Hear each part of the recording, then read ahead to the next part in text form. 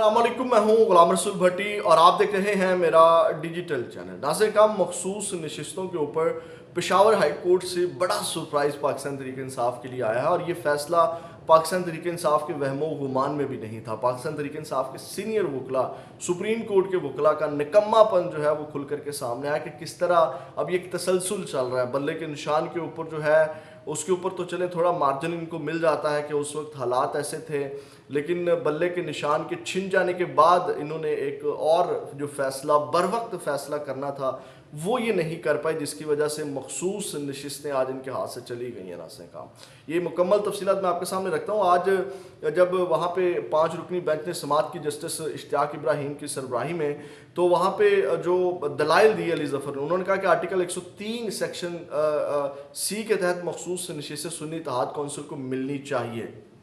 Barrister Ali Zafar ने कहा कि बतौर आज़ाद उम्मीदवार इलेक्शन जीतने के बाद सुन्नी इत्तेहाद कौंसिल ने शमूलियत इख्तियार की। कौमी असम्बली में 86, पंजाब में 107, KP में 90, सिंध में 9 आज़ाद उम्मीदवारों ने शमूलियत की।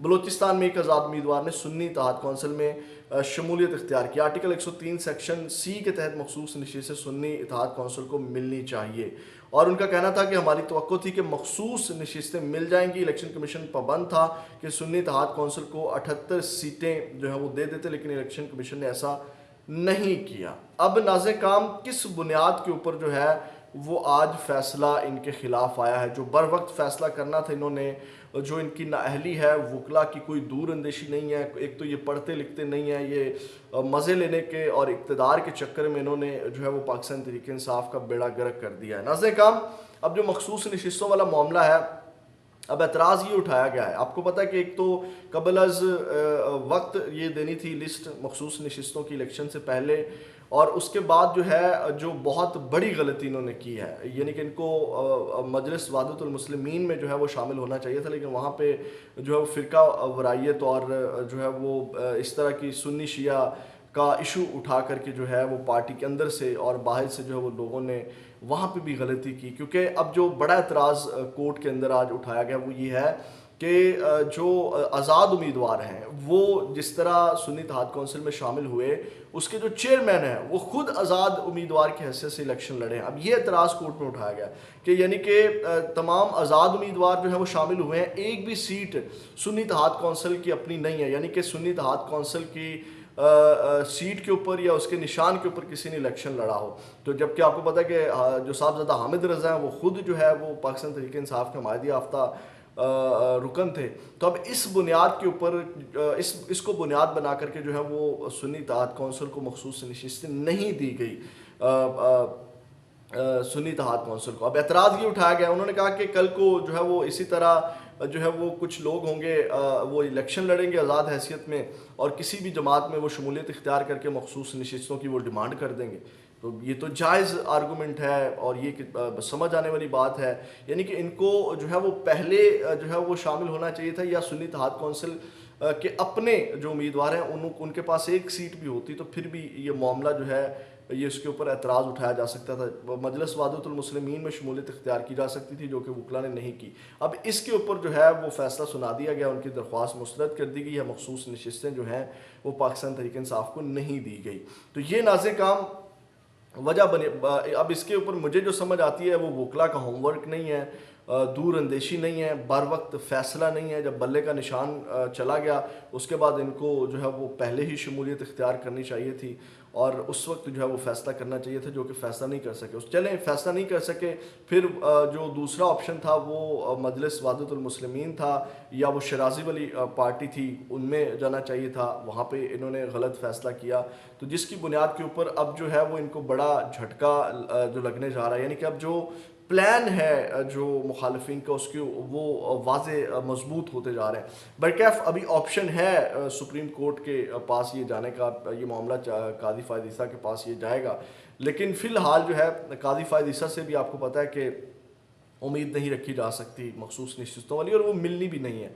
क्योंकि ये बल्ले का निशान जो लिया गया था वो कादी फ़ायद ईसा साहब ने इसीलिए लिया था, जिस बुनियाद के ऊपर लिया था वो नंबर वो पूरा हो गया। 224 का नंबर अब जो गवर्नमेंट है वो टच कर गए हैं। अब इसके बुनियाद के ऊपर आपको पता है वो जो खबरें चल रही थी कि चीफ जस्टिस कादी फायद ईसा को एक्सटेंशन दी जा सकती है 2/3 के ऊपर, अब वो नंबर को टच कर गए हैं और अब उसके ऊपर जो है वो तमाम मामला जो है वो अब बढ़ सकता है। अब ये जिस जिसकी भी एक्सटेंशन का मामला हो, अब नंबर गेम उनके हाथ में। और मैं यहाँ पे ये भी आपको बता दूँ, बहुत बड़ी गेम डाली गई है पाकिस्तान तहरीक इंसाफ के साथ। नो डाउट कि पाकिस्तान तहरीक इंसाफ क्लीन स्वीप कर रही थी, लेकिन नाज़िर काम जो गेम डालने वाले हैं उन्होंने जो है वो, ये मेरा तज्जिया है, केपीके में जो गवर्नमेंट बनी है ये जो प्लान बनाने वाले हैं उनके प्लान के मुताबिक बनी है।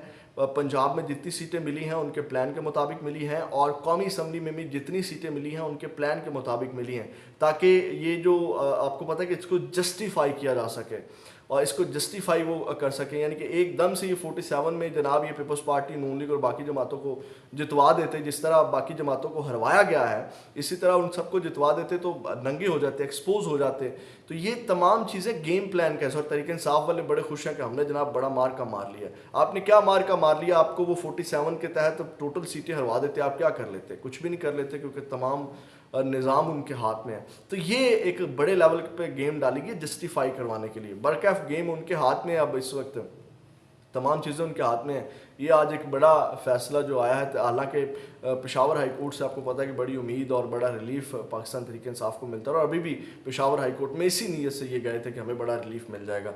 तो बरकैफ उनको ये नहीं मिला। अब ये मामला सुप्रीम कोर्ट जाएगा, वहाँ से भी मुझे फ़िलहाल कोई तवक्को नहीं है। आगे बढ़ें तो नाज़िर काम, जो मरीम नवाज़ की नाक कटवाई है, हसन हुसैन आज अदालत में उन्होंने सरेंडर कर दिया। उनका जो दायमी वारंट है वो मनसूख कर दिया गया और उनको ज़मानत मिल गई है पैनामा केस के अंदर, और प्रोटोकॉल उनको मिल रहा है। और नाक किस तरह कटवाई, आपको याद होगा कि मरीम नवाज़ ने कहा था कि जो हसन हुसैन हैं ये पाकिस्तान के शहरी नहीं और उनके ऊपर पाकिस्तान का कानून लागू नहीं होता।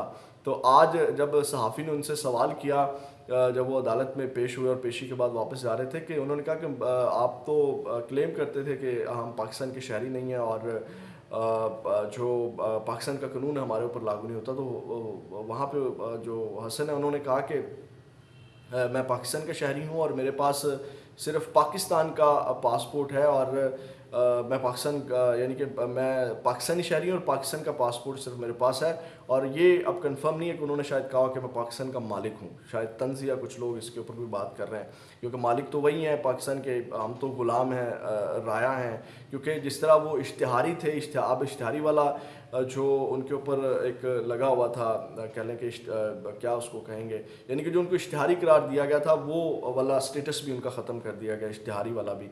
तो ये नाज़िर काम मामला पेश आया, और इसके साथ साथ जो है वो बाकी जो इमरान खान साहब के मुलाकात वाला मामला है वो ले लीजिए खबर। आज जब कोर्ट के अंदर इसकी हेयरिंग हुई तो वहाँ पे ही जो है वो कोर्ट की जानिब से कहा गया कि आधे घंटे के अंदर अंदर जो है वो जो तहरीक इंसाफ के वकील हैं उनके साथ बैठ कर के कोई मैकेनिज़्म जो है वो तय किया जाए मुलाकात का।